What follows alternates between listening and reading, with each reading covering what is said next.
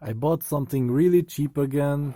This package cost me under $1. So yeah, I ordered some face masks for DIY projects. I want to create some filters, air filters.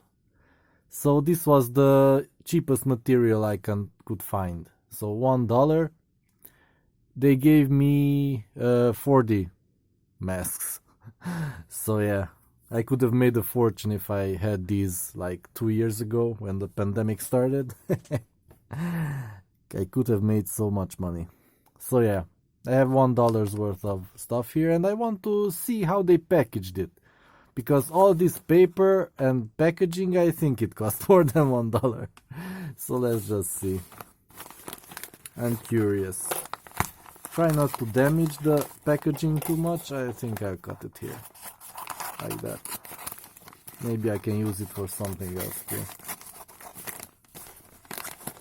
Come on. Like that. And let's see. Oop. Oh, boxes. That's interesting. 3 layers of quality protection to provide protection for you. The mask cut off the spread of blood. Body fluids and other splash. Oh boy. Oh yeah, well yeah, it makes sense. Some people cough up blood.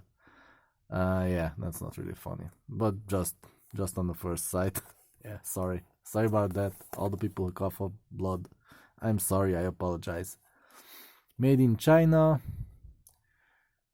Sazu Sashig Equipment Ltd. So yeah, I probably have 4 of these. Yeah, 2 more. And let's open one up. Let's see how they are packaged. If they are packaged individually, I don't know. That's not really environmentally friendly. So we open this up. Okay, so yeah. They are in a nice bag, reusable bag. It's not glued or anything.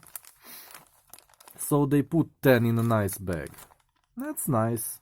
But still, for $1 and free shipping, this is kind of weird that they went through all this trouble of creating a box, putting a sticker on it, folding it, put inside the bag, 10 masks.